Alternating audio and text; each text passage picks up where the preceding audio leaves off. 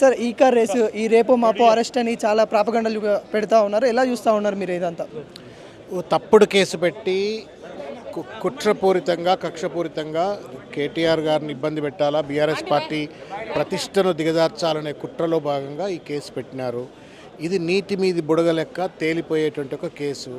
దీనివల్ల రాష్ట్ర ప్రభుత్వం అబాసు పాలవుతుంది, రేవంత్ రెడ్డి అబాసు పాలవుతాడు తప్ప కడిగిన ముత్యం లెక్క కేటీఆర్ గారు ఈ కేసు నుండి బయటకు వస్తారు అని చెప్పి నేను భావిస్తూ ఉన్నాను.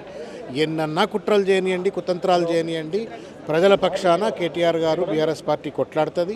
రేవంత్ రెడ్డి వైఫల్యాలను ఎత్తి చూపుతుంది. ముఖ్యంగా ఇవాళ రైతు భరోసా పథకాన్ని పూర్తి స్థాయిలో అమలు చేయకుండా కటింగ్లు పెట్టినటువంటి ఒక రేవంత్ రెడ్డి తన తప్పిదాన్ని, తన వైఫల్యాన్ని కప్పిపుచ్చుకోవడంలో భాగంగా ప్రజల యొక్క అటెన్షన్ డైవర్ట్ చేసే చర్యలో భాగంగా ఈ యొక్క కేసు ముందుకు పట్టుకొచ్చినారు. ఇది నిలబడే కేసు కాదు, ఇది ఫాల్స్ కేసు, ముమ్మాటికి ఫాల్స్ కేసు, నిలబడదు, ఎట్టి పరిస్థితిలో కొట్టుడిపోతుంది.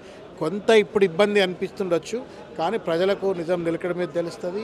కోర్టులు తప్పనిసరిగా కేటీఆర్ గారి పట్లనే న్యాయం చెప్తుందని చెప్పని బలంగా మేము నమ్ముతా ఉన్నాము.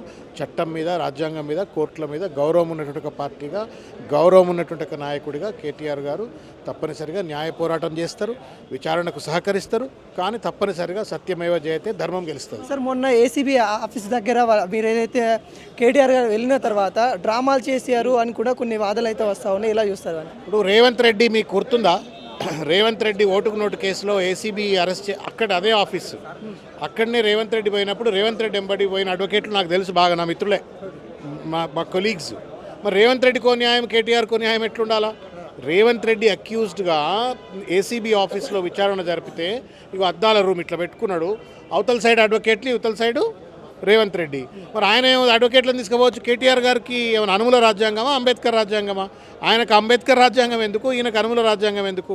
అది అంటే మూర్ఖత్వం అనమాట. కాంగ్రెస్ స్పోక్స్ పర్సన్స్ వాళ్ళకి ఎవరు చెప్తున్నారో, రేవంత్ రెడ్డి ఏం ట్రైనింగ్ ఇస్తుండో తెలియదు. To have an advocate while the investigation is going on is a right, with certain limitations, with certain conditions. దాన్ని కాదని చెప్పని లోపలికి రానియకపోవడం తప్పు. తర్వాత అదేదో కేటీఆర్ గారు కావాలని చెప్పని ఏదో రాద్ధాంతం చేస్తున్నారని చెప్పని బట్టగాల్చి మీద వేయటం తప్పు. తప్పనిసరిగా ఇవాళ కోర్టులో వేసినారు, అడ్వకేట్ తప్పనిసరిగా అలౌ చేస్తారు, and he will go along with the advocate. And ఆ రోజు కూడా అదే చెప్పిండు, మా అడ్వకేట్ రానియండి, అడ్వకేట్ సమక్షంలో మీరు విచారణ చేయండి అన్నారు. సమక్షం అంటే పక్కన కూర్చోబెట్టుకొని కాదు, అక్కడ దూరంగా ఉంటారు, చట్ట ప్రకారంగా చేయాలి, కోర్టు తీర్పులు ఉన్నాయి. మెదళ్ళు పుచ్చిపోయినటువంటి ఒక మనస్తత్వంతో ఇవాళ వ్యవహరిస్తూ వీళ్ళు కొంతమంది అడ్వకేట్ను రానియకుండా కుట్రలు చేసే ప్రయత్నం చేసి ఆయన బదనాం చేసిండ్రు.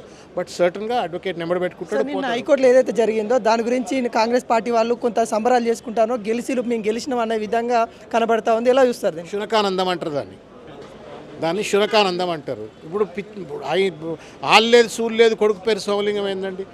కేటీఆర్ గారు ఇప్పుడు చదువు ఉంటే, అర్థం ఉంటే కొంత ఇటువంటి పట్ల అవగాహన ఉంటుంది.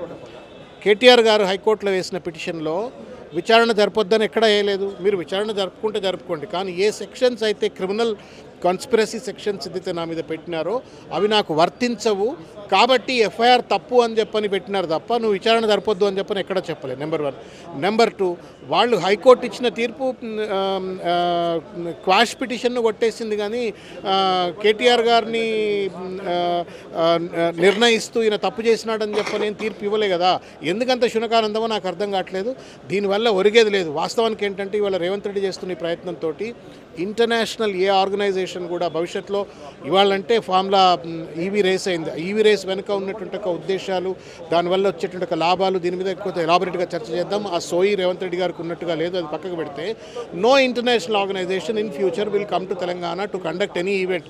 ఇట్లే కనుక చిల్లర చేస్తే ఒక ప్రభుత్వం పోయి ఇంకో ప్రభుత్వం వచ్చినంత మాత్రాన కాంట్రాక్టులు రద్దు కావు, కొనసాగించవలసిన అవసరం ఉంటుంది. ఒకవేళ దానివల్ల కనుక ప్రజలకు కానీ లేకపోతే ఆర్థిక పరిస్థితులకు కానీ బెనిఫిట్ జరిగేటట్టు ఉంటే ఆ సోయి లేకుండా ఇవాళ వ్యవహరిస్తూ అటు అంతర్జాతీయ సంస్థలను బదనాం చేస్తూ ఉన్నారు, ప్రభుత్వాన్ని బదనాం చేస్తూ ఉన్నారు. కేటీఆర్ గారిపైన, కేసీఆర్ గారిపైన, బీఆర్ఎస్ పార్టీ పైన కుట్రతోటి ఇవాళ రాష్ట్రానికి తీవ్రమైనటువంటి నష్టాన్ని రేవంత్ రెడ్డి గారు చేస్తూ ఉన్నారు.